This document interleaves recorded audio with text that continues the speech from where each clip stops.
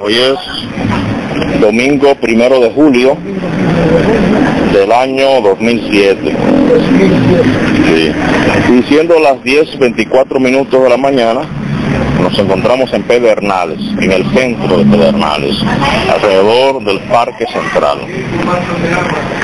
Y estaremos conversando con el profesor Napoleón Félix Pérez, quien nos estará narrando sobre su vivencia y sobre la historia local de Pedernales, dentro del marco del proyecto sobre vida local e historia local de los pueblos, por el Archivo General de la Nación, Jocelyn Espinal en cámara, y Pedro de León, técnico de historia oral. Buenos días, señor. Muy buenos días. Gracias por permitirnos escuchar de usted sus vivencias y la historia local de Pedernales. Para que quede grabado, por favor, repita su nombre completo. Napoleón Félix Pérez. ¿La fecha de su nacimiento? 19 de diciembre del año 1951. 51. ¿Dónde nace, profesor? Yo nazco aquí en esta comunidad de Pedernales. ¿Sus padres? Mis padres eran oriundos de Bergen, vinieron acá y se establecieron en esta comunidad. Mi padre se llamaba Joaquín Félix Pérez, Chichito, y mi madre, Inocencia Félix Pérez, alias Chen. Ellos procrearon una prole de 8 hijos, mi mamá 7 y mi papá 8, porque estuvo uno con su primera mujer. Desde ese entonces... ¿Usted viene siendo el qué número? El cuarto de mi mamá y el quinto de mi papá. Sí. Papá y mamá se establecieron acá en los años 40. Pero antes, mi papá había venido ya por acá cuando tenía apenas 16 años. Mi papá nació en 1911. Y a la edad de 17 años ya estaba por acá. Pero cuando él incursiona en traer a mamá, ya es para los años 40 aproximadamente. ¿Cuál es el propósito de su padre que había venido acá? Había venido aquí él con su papá, con el cual era mi abuelo, llamado Amable Pérez Pérez, de los fundadores que vinieron por acá. Mi papá siguió a los pasos de su padre Amable, que era un criador de ganado vacuno, y por eso vinieron por acá, porque en esta zona llovía mucho antes, habían buenos pastos para la crianza de ganado y chivo. Pero específicamente ellos vinieron para esos fines, con la licencia de la crianza de ganado. Mi abuelo fue el primer síndico de este municipio. ¿El primer síndico? El primer síndico. ¿El nombre de su abuelo? Amable Pérez y Pérez.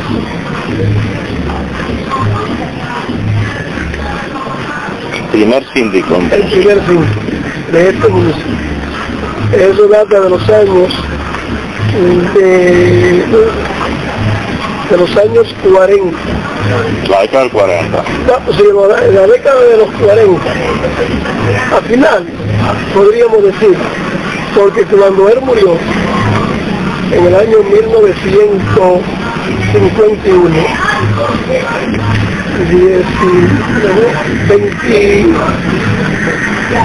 23 de diciembre del año 1951. Él incluso porque me puso mi nombre, por eso lo recuerdo, porque yo nací el 19 de diciembre del 51 y él murió 5 días después en un accidente con un arma de fuego. Sí, eso fue así. Bueno, y nosotros, papá estaba aquí, siguió con la rienda del ganado hasta la hora de su muerte. Mi papá murió a los 96 años. Mi abuelo murió 60 y algo. 73 para la policía. Bueno, nosotros ya ellos establecidos aquí, conformaron esa familia de 7 hijos con mi mamá. Otros salieron del lar nativo en busca de preparación y de mejor suerte. Hay uno que vive en Estados Unidos, con mis hermanos, otro vive en Santiago, él es abogado allá y ejerce, ¿cómo te digo?, la medicina de una forma, ¿cómo se llama?, paramédico. Tenemos 2 hermanas de ese matrimonio, el matrimonio Félix Pérez. Las 2 hermanas viven en la capital. Aquí ya vemos 4 hermanos que damos acá. Hay uno que es mecánico, 2 son mecánicos, perdón. Y ese mecánico le cabe la honra de fundar el primer taller de mecánica aquí en Puebla. Mecánica y soldadura. Él se llama Julio Ernesto Pérez, alias Cafenda. Julio Ernesto Pérez. Julio Ernesto Pérez, alias Cafenda. Sí, que sin esos alias es muy difícil conocerla. Y Cafenda fue el que primero montó un taller de reparación de vehículos. Profesor, dígame. Estando usted aún muy jovencito, pero la era Trujillo, esa última década de la era Trujillo, que usted recuerda, el ambiente aquí, el Partido Dominicano, las personas, el pueblo como tal, ¿qué usted recuerda, esa vivencia? Sí, yo recuerdo algo, porque cuando mataron a Trujillo yo apenas tenía 9 años, y ahí para atrás podríamos recordar por espacio de algunos 2 o 3 años, más de ahí. Sí. Pero se sentía así la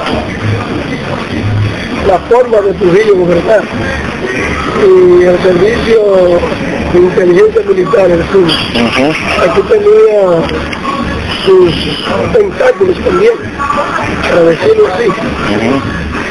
Aquí había un señor llamado Raiklán, que era como el encargado de esa oficina de servicio de inteligencia militar. Raiklán. Ese andaba en una bicicleta, yo lo recuerdo, porque tenía un hijo que llamaban Carlito. Vivían ahí en la 27 de febrero. Y para ese entonces, ese muchacho y yo compartíamos nuestra vivencia, pero sabíamos que ese papá de él era como más bien el encargado de la oficina del servicio de informaciones en la era. También había un apellido Vázquez, un tal Rafael Vázquez, no era de por acá, también ese era de los fuertes de esa oficina de servicio de inteligencia militar. Sí. Entonces, como niño, ya entrando en una etapa de adolescencia posteriormente, el cambio radical de lo que es la era Trujillo y después los gobiernos, el PRD cuando viene, ese proceso de cambio político, social, ¿cómo lo sintió Pedernales? Pedernales lo sintió de una forma, yo te digo, con júbilo y beneplácito, porque para esa época había unos jóvenes que ya entendían lo que era una política de Estado con sus ciudadanos, y tan franco Fran Mancebo, Rafael Mancebo, otro que le llamaban Santo Silencio. Esos jóvenes de esa época entendían ya lo que era una férrea dictadura. Después de la muerte de Trujillo, esos muchachos se marcharon para Santo Domingo en busca de preparación y mejor suerte. Pero Pedernales se sentía así, la dictadura férrea. Me cuentan nuestros ancestros que para acá es una cárcel para los confinados, porque lo enviaban para acá y había en ese entonces unos militares. Danilo Trujillo estuvo por acá, era sobrino del dictador. Estaba por acá un tal capitán mayor, apellido Almanza, que eran de las manos de hierro, cuando esa tiranía de Trujillo. Profesor, el avance ya en la década del 60 de lo que pasaría a llamarse después un proceso de gobierno democrático, en el caso de Juan Bosch. ¿Cómo se hizo política aquí? Campaña en esa época. Yo recuerdo en esa niñez, luego vino el movimiento, la Unión Cívica. La Unión Cívica Nacional, UCN. Y los que eran trujillistas pasaron a formar parte de la Unión Cívica Nacional. Y me parece que las elecciones que se hicieron en el 62, diciembre del 62,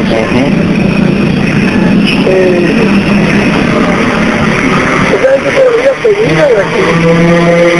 O sea, que este conjunto de personas que seguían a Trujillo, ya se lo pudo radical aquí, pero se mantuvieron en vigencia política hasta las elecciones democráticas ya de 1963.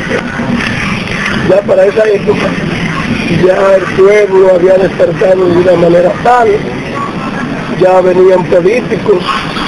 Para esa época yo recuerdo que estaba Casimiro Castro, Pablo Rafael Casimiro Castro, entre otros, uno que le decían Cachuchita Roja, que estaba por el lado del Partido Reformista. Pues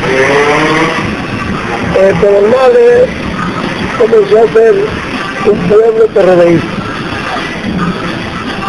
A partir de ese entonces, incluso Casimiro ganó la senaduría en ese primer gobierno, ya diría yo, democrático, cuando Balaguer ganó la presidencia 66 al 70. Y Pedernales se hizo sentir. O sea que ya el pueblo había despertado de la tradicional forma de vivir, ya venía dando cambios para una vida democrática y republicana.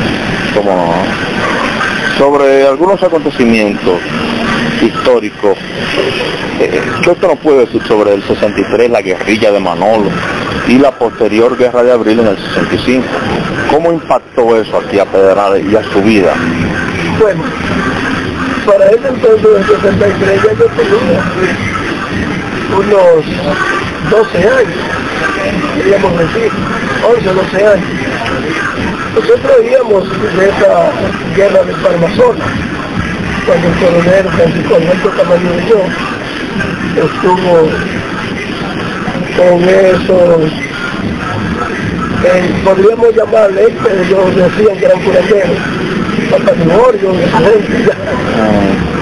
Bueno, yo esto lo digo porque después de eso yo he leído parte de esa historia. Sí. que los pedernales no impactó de una manera fácil. Nosotros oíamos que hay un brote guerrillero en San Juan de la Maguana y que hay unos brujos que estaban en esto. ¿Qué es lo que se decía? Unos brujos que estaban curando, pero que en el fondo no eran brujos, sino eran unos guerrilleros que estaban haciéndole oponencia al gobierno que estaba vigente desde entonces. Okay. Después, ese hecho importante del 24 de abril, ya yo tenía alrededor de unos 14 años. Ya más o menos, ya de ahí, aquí se organizó un comando que fueron a darle apoyo a los constitucionalistas. Y aquí se fueron unos camiones, 2 camiones se fueron cargados para darle ayuda a los constitucionalistas, pero que lo apresaron al grupo, o lo detuvieron y el camino que para dónde iban. Eso fue por allá por San Cristóbal, y tuvieron, pasaron la 1001, porque lo querían que me traían a todos, y lo querían fusilar. La Guardia Nacional que nos apresó, que iban en viaje para allá. Pero iban con las manos vacías, sin uñas, sin nada, con las uñas. Sí. Ya. Entonces, eso tuvo un impacto aquí en Pedernales de saber que de sus hombres, sus jóvenes, tuvieron el deseo de ir allá. El deseo de ir. Y no lograron algunos llegar allá, por ejemplo. Que yo recuerdo, pero hubo un sobrino de mi papá, se quedó aquí. Él se fue ya en la década final de la dictadura de Trujillo.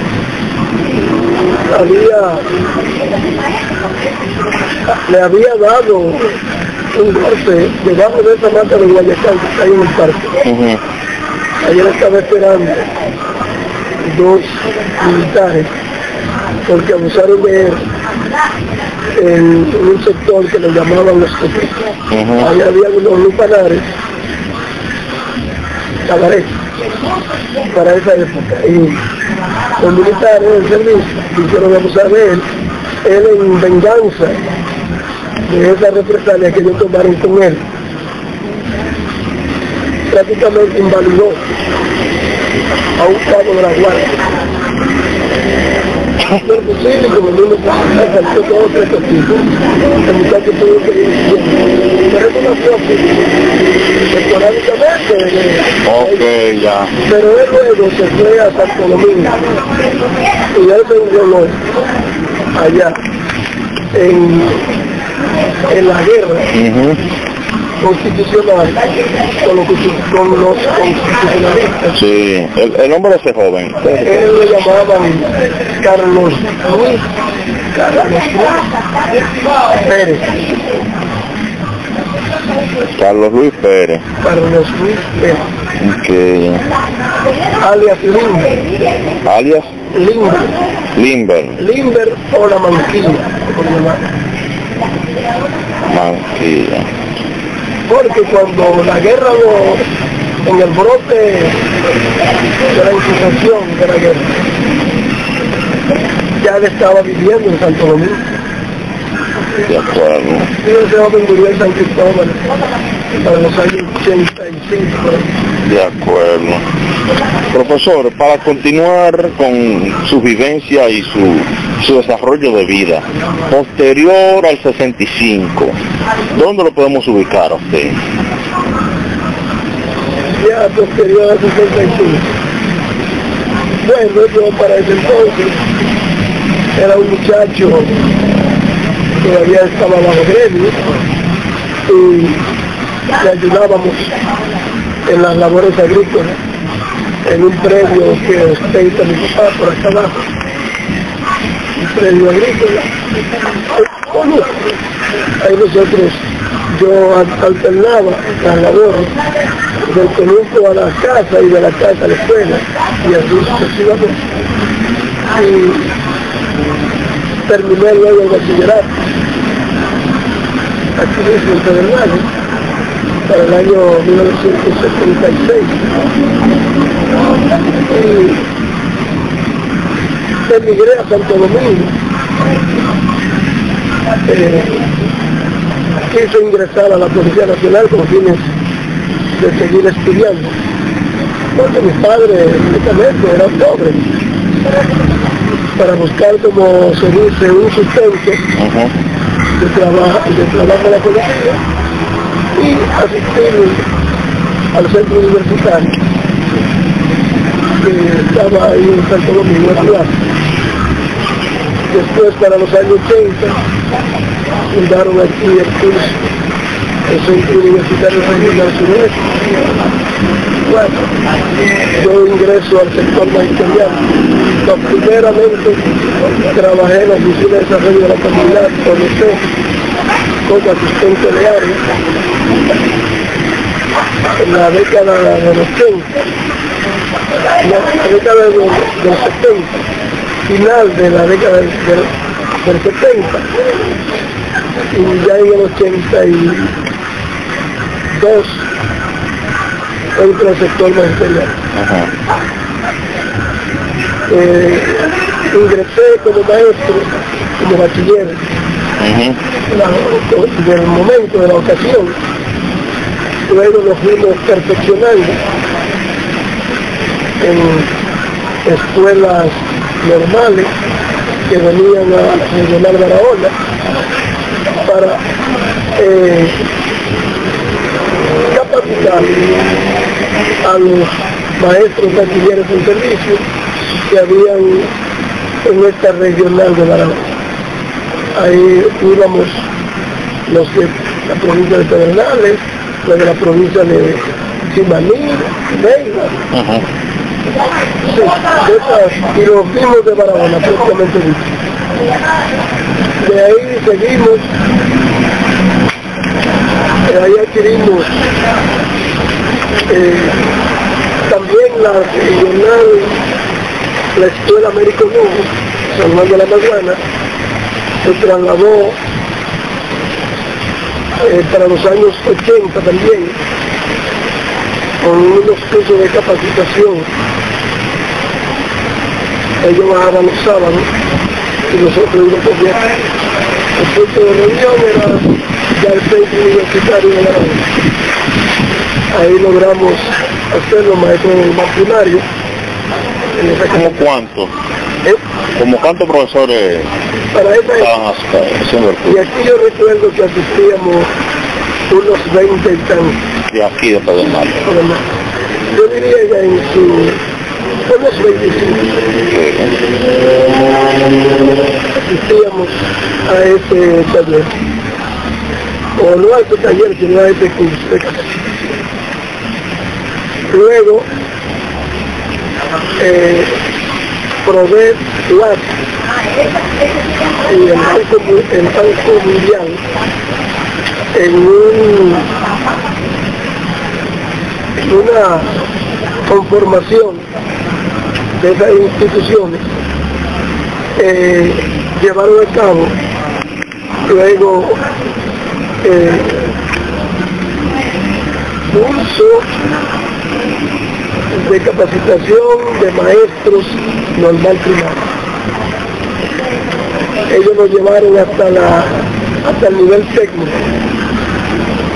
Eso fue ya para 1994. 96, 2 años. Duró esa capacitación. UAS, PRONET y el Banco Interamericano de Desarrollo. Para esa época también se integraron los del municipio de Oviedo que venían acá. Y nosotros también íbamos luego a Barahona. Todos íbamos a Barahona. Ostentar, y esa graduación la hicimos en el 98. Todos los que participaron con usted lograron terminar con éxito esa preparación. Sí. Cómo no. Profesor, si quiere decir algunos detalles más sobre su vida que quisiéramos escuchar, tiene la participación. Bueno, para los años 12, yo era, como se dice, aquí el gallito de pleito. Sí, o sea, de pleito en el sentido de que yo practicaba boxeo. Y yo recuerdo que para esa época de los años 60, aquí había un franqueador del tiempo de Trujillo. Él tenía un motor, un Harley Davidson, y él era capataz ahí en Alcoa, pero él manejaba bien las manos, porque él fue boxeador en el círculo deportivo. Podríamos decirle que no había círculo, sino él era un boxeador bueno entre los militares de esa época, militar. Sí. Y vino aquí, pues él me llegó a dar clínica de boxeo. Y todo eso me preparó como un gallito de pleito, a escondidas de mis padres. Que no querían eso. No, yo recuerdo que para esa época yo tuve una pelea de boxeo con unos muchachos en el ring, en un ring improvisado con cuerdas de soga de esa, de cabulla. Entonces todo un ring improvisado aquí, donde está lo que hoy es el banco de reserva. Sí. Ahí había una mata de roble grandísima, un árbol, y ahí era que escenificábamos los combates. Ahí me echaron un muchacho llamado Niño la Mula, era una bestia, pero yo con mis sapiensas de boxeo, yo le gané. Él había apostado, el entrenador mío había apostado un dinero, y de su dinero que ganó, le dio 5 pesos. Ahora, al que le dio los 5 pesos, ¿cómo yo te diré? ¿Cómo lo justifica? ¿Cómo lo justifico? Pues yo lo justifiqué de la manera tal, le dije a mi mamá que me hallé esos 5 pesos. 5 pesos para la época era un dinero, porque el sueldo mínimo estábamos hablando que eran unos 60 pesos. Sí. Y yo me encontré a los 5 pesos. Seguro que sí, mamá. Después le dijeron a mi mamá, si no ve tu hijo de gallito de pleito, mira, le echaron con dinero y ahí le dieron, el que ganó, le apostó a él, le dio un dinero a él. Y yo le yo voy al colegio que me iba corriendo, yo tenía una preparación, yo tenía algunos 14, 15 años, pero yo corrí, de aquí para allá y allá para acá, y venía, me bañaba y iba a mi escuela. Tenía forma. Tenía forma, esa es una forma de yo practicar. Entonces también existía para la época unos muchachos que guanteábamos, que le llaman Monmastir, otro Toñín, F. Elena. Bueno, el que primero puso hizo un par de guantes de museo con un ingeniero llamado Dionisio Amancio Elena. Un ingeniero electromecánico que trabajó mucho tiempo en Alcoa. Él tenía un hermano. Él fue el primero que hizo ese fin y hizo 4 guantes de lona, de valija de lona, y lo forró, y lo acolchó, le metió algodones y cosas que amortiguaran un poco el golpe. Ese fue el primero que hizo un par de guantes. Y también ahí funcionó No, una anécdota interesante. Después nosotros seguíamos, después yo practicaba karate, campista. Yo soy un hombre deportista por naturaleza. Sí. Después nosotros, a la ira de la Alcoa Correction Company, rescatamos y fundamos un club deportivo, un club sociocultural, conjuntamente con formé parte de la directiva. Y ese club deportivo más bien fue para rescatar y no dejar esta comunidad, porque el béisbol estaba ya también de capa caída. Estoy hablando para los años 80, cuando fue que me refirió el deporte, ya Alcoa se fue en el 75. No obstante, Alcoa fundó el primer play de pequeña liga que hay aquí en el país. Eso lo hizo Alcoa en los años 70. Los años 70. Eso fue el primer play de pequeñas ligas aquí en el país. Podríamos decirlo que está ahí todavía. Lo interesante. Hoy en día están practicando ahí fútbol.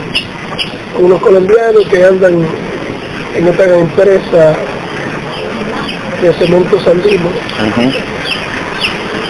Como no, pues muchas gracias al profesor Napoleón Félix Pérez por contarnos sus vivencias dentro del marco del proyecto sobre historia local de los pueblos, en este caso en Pedernales.